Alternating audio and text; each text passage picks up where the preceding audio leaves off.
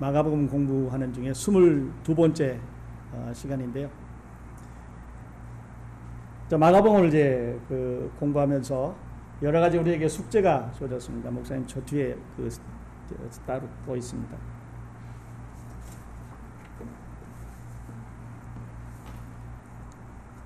오늘 말씀의 이제 제목을 이 부분의 말씀의 제목을 세례 요한의 죽음과 메시아 이렇게 정했습니다. 세례 요한이 이제 여기서 살해를 당하는데 마가복음 중에서 예수님이 들어가지 않는 유일한 구절입니다.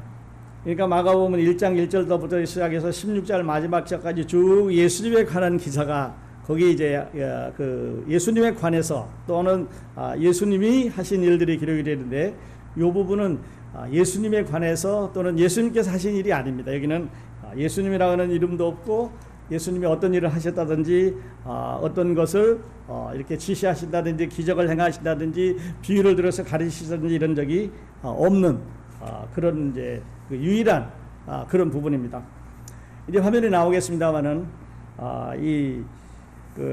우리 신약성경에 보면 우리 신약성경 역사에 아주 중요한 영향을 끼친 동명이인 이름이 같은 두 사람이 있습니다. 여러분 아시는 대로 이제 여기 말하는 세례 요한 또는 침례 요한이라고 하는 게 이제 존 더 배프티스트니까 예수님에게 침례를 준 요한이라고 또 사도 요한하고 구별을 했습니다. 그러니까 한 사람은 사도 요한이라고 말한다면 다른 한 사람은 예수님에게 침례를 베풀었다 해서 침례 요한 이렇게 이제 부르기도 하고 우리 일찍이 번역된 성경들은 사도 요한 또 세례 요한 이렇게 이제 부르기도 하는데 이 두 사람을 이제 우리가 생각을 해볼 수가 있습니다.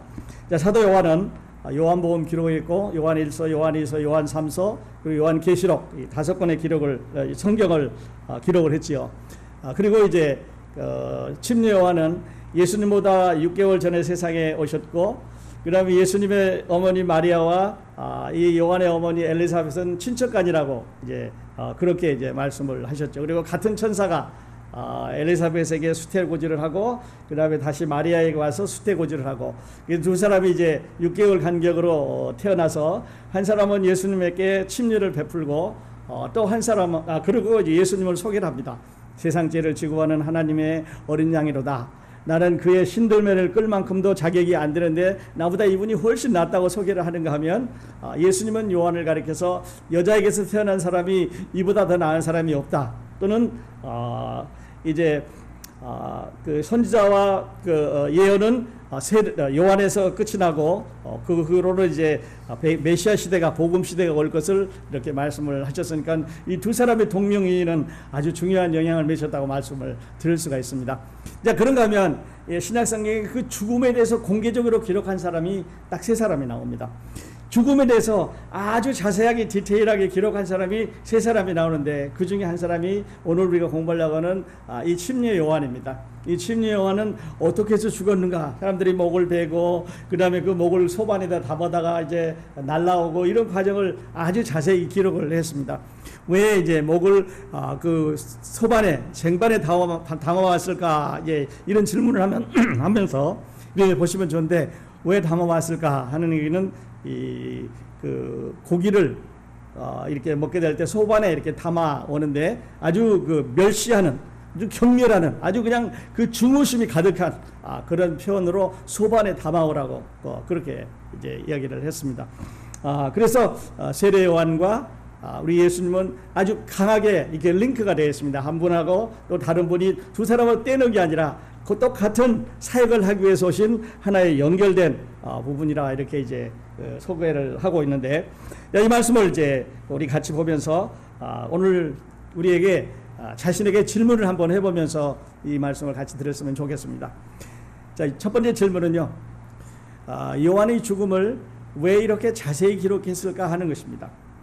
요한이 이렇게 죽었다. 아니면 요한이 이렇게 살해당했다. 이렇게 헤로데에게 살해당했다. 이렇게 쓰면 되는데 어떻게 이렇게 자세하게 아주 한 절 한 절 잘 기록을 했고 목을 베어서 소반에 담아서 딸에게 갖다 주고 딸이 어머니에게 갖다 주고 어머니가 또 이게 아버지에게 보고 이런 과정을 거쳐서 그 사람들의 그 증오심, 그 미워하는 이런 거를 이제 아주 강하게 우리에게 이제 표현을 하고 있는데 왜 그랬을까 하는 것이죠. 두 번째는요. 이 부분이 이 요한의 죽음이 나에게 주는 메시지는 무엇인가 하는 것입니다. 이 부분의 성경을 왜 여기다 기록을 하셨을까? 그리고 이 성경을 읽을 때 하나님께서 나에게 말씀하시려고 하는 것은 무엇일까 하는 것을 우리가 같이 생각하면서 이 성경에 또는 이 부분의 설교를 함께 들으면 좋겠습니다. 뭔가 말씀하실 내용이 있기 때문에, 아니면 뭐가 전하고 싶은 메시지가 있기 때문에 이 기록을 우리에게 주셨는데, 또 수많은 사람들이 이제 성경의 이 부분을 읽어오게 되는데, 과연 그렇다면 읽는 사람들에게 어떤 메시지를 주고 있는가 하는 것이죠. 아까 얘기가 너무 빨리 갔습니다만은, 그래서 신약성경의 죽음을 자세히 기록한 사람 중에 이제 세례 요한이 있었고, 그다음에 우리 주 예수 그리스도가 있었지요. 예수님의 죽음은 정말 디테일하게 신약성경에 아주 많은 퍼센티지를 사용을 해서 기록을 하셨고, 그리고 또 한 사람은 그 사도행전에 보면 스데반이라고 하는 사람이 있습니다. 스데반이 예수님의 복음을 전하다가 붙잡혀 가지고 그를 이제 공회 앞에 세우고 재판하는 관역이라든지, 스데반이 길게 그 이스라엘 역사를 통해서 설교를 하고 난 다음에 그 사람들이 막 미워서 그냥 어쩔 줄 모르는 그 증오심을 나타내면서 돌로 때려서 죽게 하고, 그 자리에서 죽고 또 죽으면서 하늘에 열리는 모습을 본다든지, 이런 것을 자세히 기록한 세 사람이 있습니다. 한 번 더 말씀드리면 침례 요한, 우리가 지금 공부하고 있는 대로, 그 다음에 예수 그리스도, 그리고 스데반, 이렇게 세 사람을 자세히 기록을 하고 있습니다. 하나도 뭐 이제 본문으로 들어가기 전에 보면은 마가는 그리스도의 그 사역에 대해서 아주 많은 부분을 이제 기록을 했는데, 이 세례 요한에 대해서는 딱 14절을 사용을 해서 이렇게 길게 이제 우리가 보는 대로 아주 자세하게 이렇게 기록을 했는데, 말씀드린 대로 어떤 특별한 이유가 있었을 거다 하는 거죠. 자, 세례 요한에 대해서 우리 이제 아는 대로 조금 정리를 해보면, 그 출생이 아주 신비하고 특별합니다.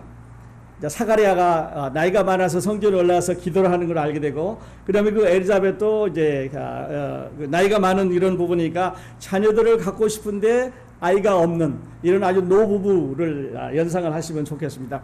그런가 하면 요셉과 마리아는 아주 젊은, 이제 그 약혼한 정혼한 사이니까 아주 젊은 부부인데, 한쪽은 아이를 갖고 싶어서 계속 기도하는 중에 사가랴를 만나서 수태를 했고, 다른 한쪽은 아직 결혼도 안 하고 어린애날 맞을 만한 이런 준비가 안 되어 있는데 수태를 한 그런 걸 이제 볼 수가 있죠. 아까 말씀드렸습니다마는 요한은 침례를 받들어서 사역을 시작하도록 문을 열어주었고, 그리고 보라 세상 죄를 지고 가는 하나님의 어린 양이로다 하고 이제 침례 요한을 소개를 했는가 하면, 그는 흥하여야겠고 나는 쇠하여야겠다, 이렇게 이제 소개를 했습니다.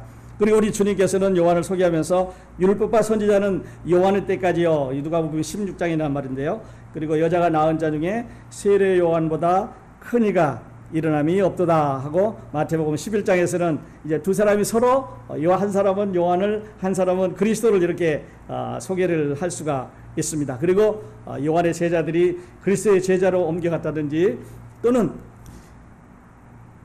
죄가 하나도 없으신 사람들 앞에 의인으로, 사람들이 아무리 책을 잡으려고 해도 의인이었고, 하나님 앞에 거룩함, 하나님 앞에 섰을 때에도 부끄러움이 없는 이 두 사람이 똑같이 로마 사람들에 의해서 처형이 됐다는 어떤 공통점을 가지고 있습니다. 한 사람은 헤롯에 의해서 이제 처형이 됐고, 본봉왕 헤롯에 의해서 처형이 됐고, 또 한 사람은 빌라도에 의해서 이제 처형이 됐고, 그리고 그 사람을 죽인 실제로 사형을 집행한 사람도 양쪽 다 로마 군인이다라고 하는 이런 공통점도 우리가 가지고 있다고 볼 수가 있겠습니다. 자, 세례 요한 우리가 알고 있는 대로, 또 침례 요한 우리가 알고 있는 대로 이렇게 마음을 정리를 하시면은 좋을 것 같습니다. 침례를 베푸고 있고, 그 다음 스크린 봐주시면 이제 목을 잘라서 소반에 이제 담아오는 과정인데, 여러 해 전에 그 소련에 이제 가서 신학교 강의를 하고, 졸업하기 전에 이제 각 클래스, 각 학년들이 모여서 연극을 하는 그런 기회가 있었습니다. 그러니까 아주 긴 연극이 아니라 성경의 어떤 부분에 대해서 사람들한테 이제 이렇게 이해시키기 위해서 그 연극을 만들어 오라고 그러는데, 한 팀이 세례 요한에 대해서 만들어 왔습니다. 근데 어떻게 만들었냐면, 자기들이 쓰고 있는 이불을 이렇게 보재기로 싸서, 그러니까 이게 막대기를 넣고 이거 이불로 이렇게 보자기를 늘어뜨리니까 텐트처럼 커튼처럼 되더라고요. 그리고 한 사람이 목을 그 위에다가 내밀면서 양쪽에서 이걸 막대기를 잡고 지나가는 거예요. 그리고 또 한 사람은 가운데서 이렇게 지나가는데 목만 내놓고 지나가니까 영락없이 구경하는 사람들을 볼 때 심리 요한이 이제 그 끌려가면서 이렇게 그 참수를 당하는, 사형을 당하는 그런 모습을 만들었는데, 하여튼 좀 보기에 그렇습니다만은 이렇게 목을 잘라서 죽이는 그런 일을 이제 했습니다. 그러면 이 부분은요, 마가가 잘 쓰고 있는 샌드위치 공법을 썼습니다. 지난번에도 한번 말씀드렸습니다만은 예수님께서 이제 야이로의 딸을 살리러 가시는 도중에 12회를 혈루증으로 앓는 여자를 만나서 혈루증으로 앓는 여자를 먼저 고치고 나서 다시 야이로의 딸을 고치는 그런 그 샌드위치 기록을 했는데, 여기도 마찬가지입니다. 지난주에 말씀드렸던 대로 예수님께서는 12명의 제자들을 2명씩 짝을 지어서 6쌍씩 밖으로 내보내시고, 그들이 나가서 복음을 전하고 있는 동안, 지금 나가서 단기 선교를 나가서 예수님의 제자들이 이제 복음을 전하고 있는 동안에 마가는 그 중간에다가 세례 요한의 이 기사를 기록함으로 인해서 이제 세례 요한이 처형이 되고 침례 요한이 처형이 되고 나중에 이제 다 이 기록이 끝난 다음에 그 제자들이 다시 돌아오는, 그러므로 출발하고 이제 중간에 다른 기록을 넣고 그리고 이제 돌아와서 완성시키는 이런 과정을 이제 볼 수가 있습니다. 어떻게 보면 아주 특별하게 기록하는 그런 기록의 공법을 가지고 있는데요. 우리가 이게 조금 더 보게 되면 말씀드렸던 대로 예수 그리스도와 침례 요한은 서로 링크가 되어 있기 때문에 이 둘을 떼서 생각할 수는 없습니다. 침례 요한은 침례 요한대로, 예수 그리스도는 예수 그리스도로, 이렇게 두 사람으로 떼는 게 아니라 서로 이렇게 연결된 하나의 사건을 다루는 두 사람이다, 그렇게 말씀을 드릴 수가 있겠습니다. 두 사람이 같은 사건을, 그러니까 예수 그리스도의 구속의 사업을 이루기 위해서 이제 요한과 우리 주님이 함께 이게 링크돼서 일을 하게 되는데요. 우선 출생이 연결이 되어 있습니다. 그래서 예수님의 어머니, 말씀드린 대로 마리아와 그 요한의 어머니 엘리사벳이 친척간이다, 우리 성경이 그렇게 되는데 커즌이다, 사촌이다, 그렇게 말합니다. 이제 미국 사람들은 우리가 말한 대로 뭐 이종사촌, 고종사촌, 외사촌 뭐 이런 말이 이제 없고, 그 다음에 그거 지나면 뭐 육촌 있고 팔촌 있고 이런 말이 없습니다. 이 사람들은 쓰기를 그냥 커즌 하나 갖고 다 쓰는 거예요. 그래서 이게 제일 가까운 사촌을 퍼스트 커즌, 그 다음에 두 번째는 육촌은 세컨드 커즌, 그리고 이제 8촌 이렇게 넘어가면 그냥 커즌이라든지 친척이, 렐러티브 친척이라든지 이렇게 사용을 합니다. 그 다음에 사촌 쪽에서 어머니 쪽에 가는 이거는 어머니 쪽의 사촌 이렇게 말하지, 우리처럼 뭐 이종사촌, 고종사촌, 외사촌 뭐 이런 특별한 단어들이 없는 것 같아요. 어쨌든 간에 그 요셉과 예수님과 죄송합니다. 예수님과 요한은 이렇게 커즌 가이, 어머니가 가까운 친척 사이니까 커즌 사이다, 이렇게 말씀을 드릴 수가 있겠습니다. 같은 천사가 방문을 했고 6개월간으로 잉태를 했고 이렇게 해서 이제 두 사람이 서로 활동을 하게 되는 그런 광경을 이제 보게 됩니다. 다음 화면 봐주시죠. 저도 이제 그 설교를 준비하면서 마가처럼 샌드위치 방법으로 한번 설교를 해봤습니다. 그러니까 마가복음 공부하는 것을, 침례 요한에 대해서 생각하는 것을 잠시 우리가 멈춰놓고, 자, 성장하는 교회의 세 가지 핵심 요소. 우리 주위에 이제 교회 성장에 대해서, 교회에 대해서, 또 우리 크로스포인트에 대해서 많이 얘기를 하는데, 성장하는 교회의 세 가지 핵심 요소를 이제 어느 분이 연구를 해서 발표를 했는데, 미국 매거진에 있는 것을 잠시 소개를 해드리겠습니다. 자, 꼭 이것은, 요 세 가지는 꼭 있어야 교회가 성장을 한다는 거지요. 그래서 이 교회 성장이라는 이 말은 인원이 많이 늘어나느냐 그 말이 아닙니다. 프로그램이 좋은 거 갖고 있느냐 그 말도 아닙니다. 헌금이 많이 나오느냐 그 말도 아닙니다. 그러면 어떤 활동을 하고 있냐 그 말도 아닌데, 이제 한번 같이 보실 수 있기를 바랍니다.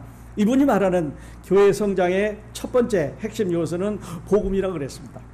여러분, 우리 문에 들어오시다 보면은 벽에 이제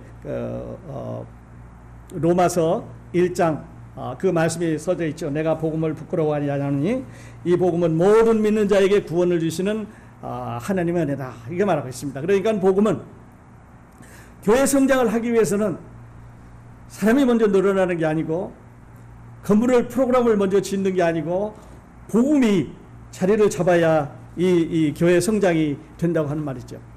그래야 되는 이유는 어디 있냐면요. 성경은 하나님께서 세상에 자기 아들을 보내신 이유는 이 복음을, 이 은혜를, 이 구원을 전하기 위해서 보내셨습니다.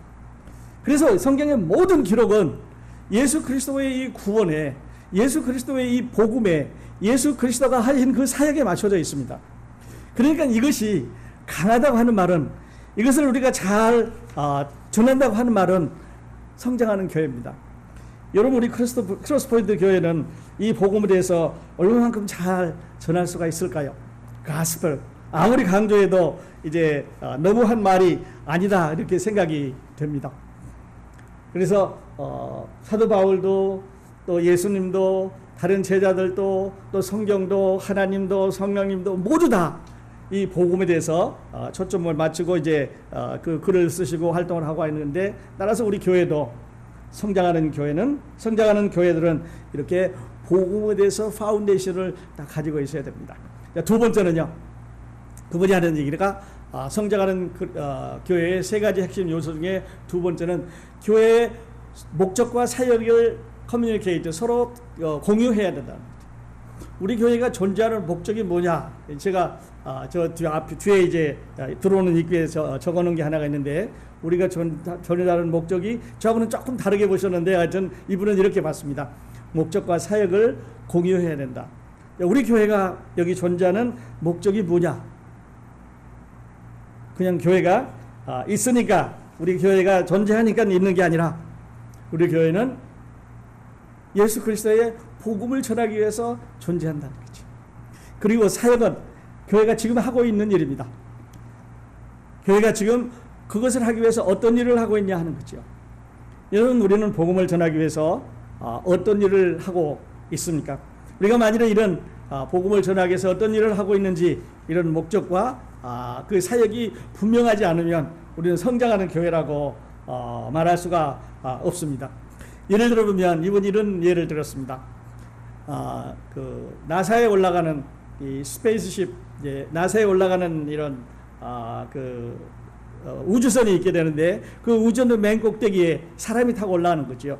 근데 그 우주선을 이제 우주로 밖으로 쏘아 보낼 때, 사람들은 그냥 쏘아 보내는 게 아니라 그 사람이 우주 밖에 나가서 달에 들어간다든지, 아니면 화성에 간다든지, 아니면 우주에 돌아다니면서 어떤 일을 하기 위해서 목적을 가지고 여기서 이 로켓을, 우주선을 쏘아 올린다고 하는 거죠. 그러니까 어떤 분명한 목적이 있어야 되고, 그 목적을 달성하기 위해서 아래서 도와주는 사람은 어떤 일을 하고, 위에 올라가 있는 사람은 어떤 일을 하고, 각각 분야를 나누어서 그 일을 하게 될 때 이 일이 성취되는 것처럼, 복음도, 교회도 우리가 이 하나님의 은혜를 전하기 위해서 목적을 세우고 그 일을 우리가 다 같이 이뤄나가는 이런 그 사역을, 미션을 우리가 서로 공유해야 된다는 거죠. 그 다음에 세 번째는요, 이 성장하는 교회의 세 가지 핵심 요소 중에 세 번째는 한 가지 혹은 두 가지 일을 잘해야 된다 그랬습니다. 다 잘할 필요 없다 그랬어요. 그분이 하는 얘기는 다 잘하면 좋지만, 그러나 그 모든 것을 다 잘하기는 힘드니까 그 중에서 한 가지만 잘해도 되고 최소한도 두 가지는 잘해야 된대. 이걸 읽으면서 우리 교회는 분명히 잘하는 거 한 가지는 있다 그렇게 생각을 했습니다. 여러분이 지금 냄새가 참 좋은 냄새가 나는데, 우리 식당에서 먹는 이 음식은 우리 교회가 참 아주 좋은 질의 음식을 만드시는 것 같아요. 우리 여성교회 우리 자매님들이 정말 수고를 해주시는데, 우리가 잘하는 거는 음식은 잘 나눠 먹을 수 있다. 그런데 또 한 가지를 본다면, 한 가지 또는 두 가지를 잘해야 되는데, 그래서 우리 웹사이트에 들어가 보신 분은 여기 그렇게 되어 있을 겁니다. 우리가 하는 핵심 가치는 하나님 말씀과 말씀을 선포하는 것과 찬양과 우리 성도들 사이의 교제다. 우리는 세 가지로 이렇게 적어놨는데, 다시 한번 보면 하나님 말씀을 다른 교회보다, 또 다른 데보다, 또 다른 이런 경우보다 더 열심히 공부하고, 더 깊게 공부하고, 더 잘 공부하고, 더 넓게 이렇게 공부해서 흔들리지 않는 신앙을 갖자 하는 게 이제 우리 목표라고 한다면, 두 번째는 이거를 통해서 하나님께 더 큰 찬양과 영광을 돌려드리자. 그래서 두 번째는 찬양이라고 그랬습니다. 그리고 세 번째는 우리 안에 서로 벽이 없는 아름다운 교제를 서로 나누자. 그래서 말씀과 찬양과 그리고 교제, 이렇게 세 가지가 우리 교회의 핵심 가치인데, 이분은 말하기를 한 가지 또는 두 가지를 아주 특출나게 잘하면 교회는 성장한다고 그랬습니다. 그래서 우리 맛있는 음식 같이 나눠 먹고 서로 교제하고 이런 것을 잘하게 될 때 하나님께서 거기에다가 크레딧을 주시고 또 우리 교회가 성장할 수 있도록 이렇게 도와주시지 않을까 싶습니다. 자, 크로스포인트 교회 오시는 분들, 우리 교회가 그들의 집이 홈처치가 되도록 하고, 그리고 우리가 가고 있는 우리 교회의 목적을 발견하고 우리가 그 일에 함께 동행할 수 있도록 이렇게 했으면 좋겠습니다. 그래서 사도 바울은 고린도서 3장 6절에서 나는 심었고 아볼로는 물 주었고 하나님은 자라게 하신다. 그래서 각각 자기 분야에서 일을 했습니다.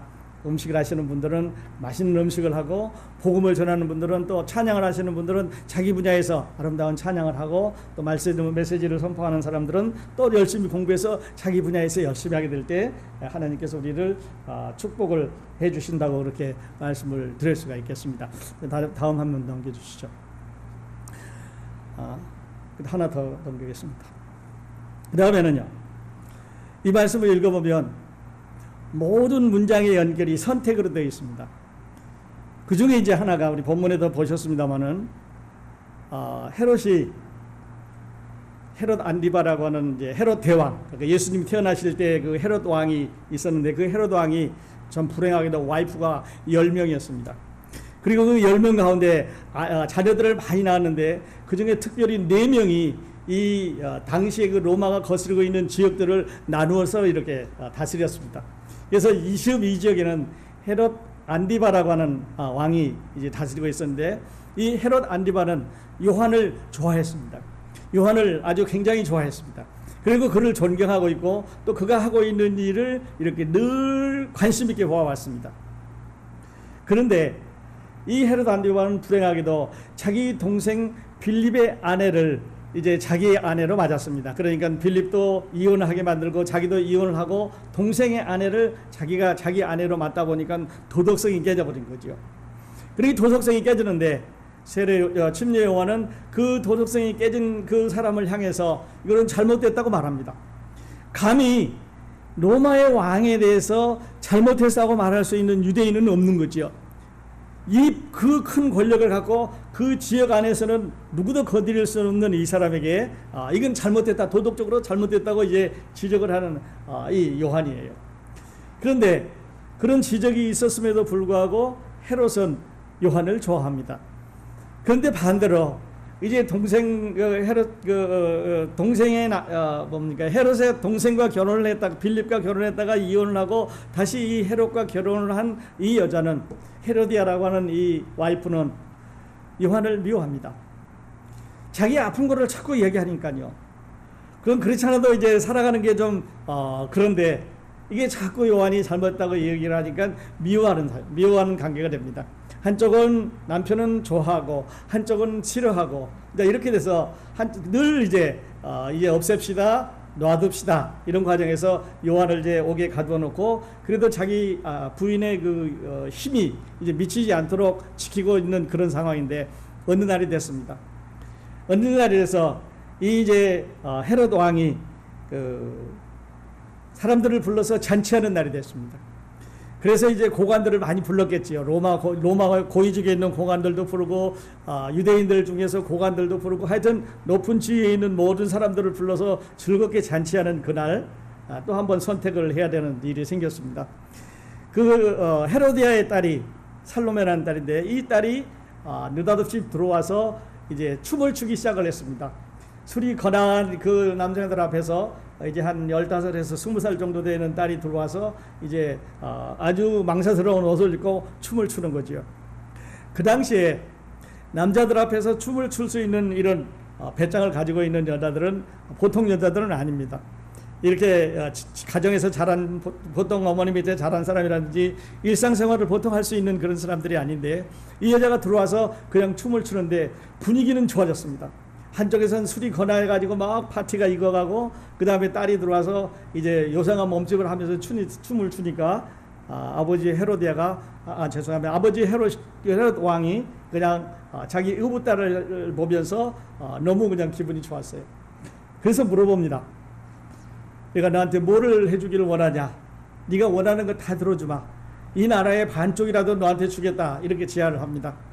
근데 이 말은 사실은 원하는 걸 다 들어주겠다는 말은 사실이지만 이 나라의 반쪽이라도 주겠다 하는 말은 나라의 반쪽이라도 주겠다는 말은 이 헤롯은 나라가 없습니다. 왜냐하면 지금 한 부분만 맡아서 한 부분만 맡아서 일하고 있는 요즘 말로 하면 무슨 도지사라든지 그러니까 거버너라든지 이렇게 한 지역만 지금 맡아 있는 사람이기 때문에 자기게 아니고 관리만 하는 사람인데 이 나라에 반도 주겠다 하는 말은 줄 수 있는 나라가 없는데 그냥 너무 좋으니까 이런 약속을 하는 거예요. 두 번째 선택은요. 그때 이 살로메라고 하는 딸이 즉시 어머니한테 가가지고 어머니 지금 아버지가 굉장히 기분이 좋아서 내가 원하는 것을 내 소원을 다 들어준다는데 뭐를 달라 그럴까요? 이렇게 말했을 때 어머니가 그 요한 목을 담아서 소반에 담아갖고 오라 그래라. 그 복이 있는 사람이 이때 이제 없애버리자는 거죠. 그래서 이제 그 소녀가 엄마 말을 듣고 가서 아버지한테 얘기를 합니다. 그 요한의 목을 잘라가지고 소반에 담아갖고 와서 나한테 주십시오. 이게 무슨 가치가 있겠습니까? 이게 무슨 보석으로서의 가치가 있겠습니까? 아니면은 의복으로서의 가치가 있겠습니까? 아니면 어떤 자기의 삶을 살아가는데 도움이 되는 어떤 가치가 있는 건 아닌데 중요심이 바랍니다. 그래서 이번에는 아버지와 어머니 사이에서 어머니가 말하는 즉 다시 말해서 미워하는 사람을 선택하라고 그 선택에 의해서 세례 요한의 목을 쳐오게 되는 이제 그런 과정을 거치게 되는 거죠. 그래서 이제 세례 요한은 거기에서 죽음을 맞았고 제가 이 말씀을 보면서 선택이라고 하는 것은 우리에게 이렇게 순간마다 주어지는 것인데 어느 쪽을 선택하는지 알아서 이 헤롯이라는 왕이 그 요한을 사랑하고 좋아하고 따랐지만 그러나 부인을 이제 무시할 수가 없었기 때문에 부인을 따를 거냐 아니면 자기가 좋아하는 사람을 따를 거냐. 그 다음에 이제 그 딸이 와서 춤을 추면서 술이 권한 사이에서 물었을 때 정의를 따를 거냐 안 그러면은 인기를 따라갈 거냐. 이 아이에게 내가 기분을 확 풀어주고 사람들 앞에 내가 이 사람은 참 기분파다 좋은 사람이다 하는 말을 들을 거냐 아니면 그렇지만 이것만은 안 된다고 이제 거절을 해야 되는데 그렇게 하지 못한 이런 선택의 중요한 걸 우리가 보게 됩니다. 우리 삶에서도 이런 선택들이 늘 순간순간 있는 것 같아요. 그래서 그 다음 그림에 보면요 이렇게 정했습니다. 어느 쪽으로 갈 거냐는 거죠. 자, 여러분 이제 이 말씀을 들으시면서 머릿속에 뭔가 생각을 해보실 수 있기 바랍니다.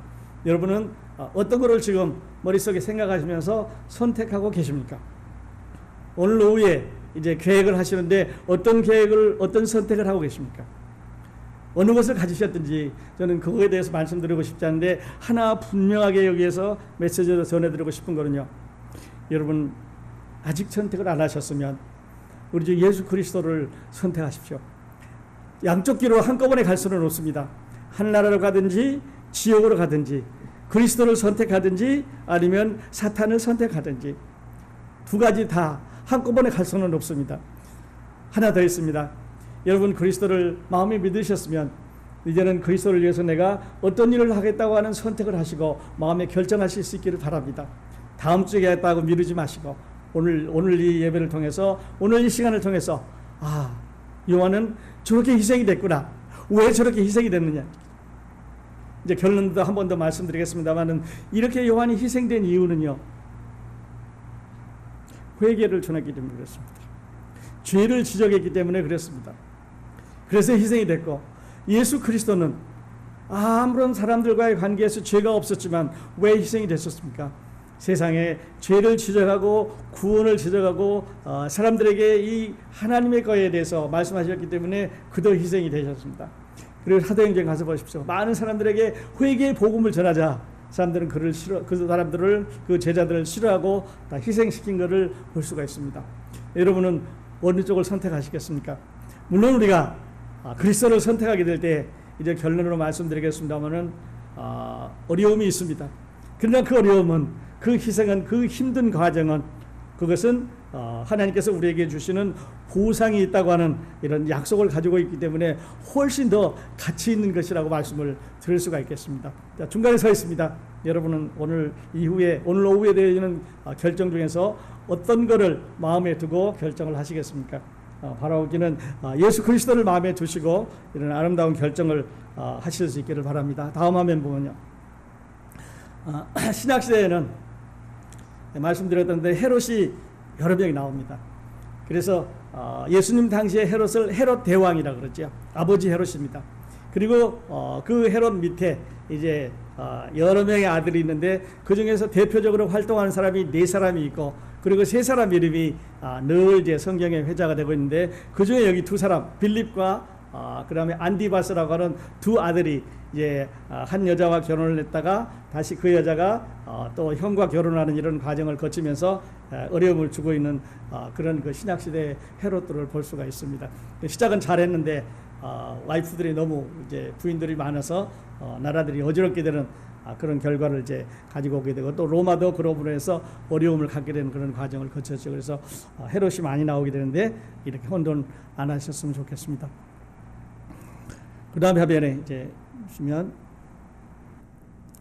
요한이 이제 그 장사되는 것과 예수님께서 장사되시는 이 과정은 아주 비슷합니다. 요한의 장사, 요한이 이제 죽어서 장사되는 그런 과정과 예수님께서 십자가 돌아가신 다음에 장사되는 장사는 아주 닮은 꼴이에요. 그래서 이 기록을 예수님의 그 사역 앞에 이렇게 중간에 기록해 놓은 이유는 뭐냐면요, 예수님이 앞으로 돌아가시는, 십자가에 돌아가셨을 때 장사는 이런 과정을 거쳐서 간다고 하는 것을 지금 우리에게 예시해 주고 있습니다. 그리고 제자들에게도 너희도 복음을 전하다가 이제 사람들한테 붙잡히면 이런 순교의 과정으로 갈 수 있다고 하는 것을 미리 보여주고 있습니다. 그래서 예수님의 장자, 아까 말씀드린 대로 이제 로마 사람들에 의해서 2사람 다 재판을 받게 되고, 또 처형받을 때도 로마 사람들에 의해서 처형을 받게 되고, 그 다음에 유대인들은 양쪽에서 이제 구경을 하는 이런 처지, 그리고 장사된 사형을 받은 다음에 그 요한도 자기 제자들을 위해서, 또 예수님도 제자에 의해서 이제 장사 지내는 그런 과정을 볼 수가 있죠. 예수님의 장사, 또 요한의 장사는 아주 밀접한 그런 닮은 꼴의 모습을 갖고 있습니다. 자, 오늘 이 부분 아주 특별한 마가복음의 부분인데요, 예수님의 이름이 한 번도 나와 있지 않는 부분이고, 그 다음에 샌드위치 부분이고, 그러면서 예수님을 뗄 수 없는 이런 부분을 우리가 같이 공부하면서 2가지 질문을 처음에 드렸습니다. 첫 번째는 요한의 죽음을 왜 이렇게 자세히 기록했을까 하는 거지요. 왜냐하면 앞으로 예수 그리스도가 어떻게 돌아가실 걸까, 아니면 예수님과 요한과 어떠한 관계가 있는가, 뗄 수 없는 사이가 되기 때문에 요한의 죽음은 곧 예수님의 죽음과 밀접하게 이렇게 서로 예시되어 있는, 서로 먼저 볼 수 있는 간격이라고 정의를 해드릴 수가 있겠습니다. 2번째는요, 요한의 죽음이 나에게 주시는 메시지는 뭔가. 아직도 설교 많이 들으셨지만, 이 부분을 많이 읽으셨지만, 여기서 하나님께서 이 죽음을 통해서 나에게 주시는 메시지가 무엇을 지금 말씀하시는 건가, 왜 이 성경이 이 부분이 여기에 이렇게 기록되어 있는가 아직도 못 찾으시면요, 이렇게 말씀드리고 싶습니다. 그 다음에 화면 보시면요, 회개와 복음을 전하면 고난을 받는다는 거죠. 이 세상은 죄악으로 꽉 차 있기 때문에 지금 보시는 대로 요한도, 또 예수님도, 스데반도, 바울도, 예수님의 제자들이 모두 다 초대교회 성도들도, 중세교회 성도들도, 이 모든 세대의 성도들이 다 복음을 전하면서 고난을 받았습니다. 그래서 기독교를 피의 종교라고 말하죠. 그래서 성경책은 피를 부르는 책입니다. 그러나 그 값은 영원한 보상을 주신다고 하는 그런 아름다운 그런 약속이 있는 책인데요, 회개와 복음을 전하면 고난을 받습니다. 여러분, 우리 교회도 회개와 복음을 전하면 고난을 받게 그렇게 될 것입니다. 그러나 성장하는 교회는 복음이 있어야 되기 때문에 하나님께서 분명한 약속으로 우리를 성장시켜 주실 거라고 하는 이런 약속을 우리가 믿습니다. 가시기 전에 우리 결정하시고 가십시다. 이 요한이 주시는 메시지, 우리에게 복음을 전함으로 어려움이 있을 거다. 그러나 우리의 이름이 하늘나라의 생명책에 있고 또 우리가 하늘나라에 있게 될 때 주께서 우리에게 영원한 이런 안식처에서 보상을 해주실 것이라고 하는 이런 약속이 있다는 것을 여러분 알고 이 부분을 접어갔으면 좋겠습니다. 기도하겠습니다.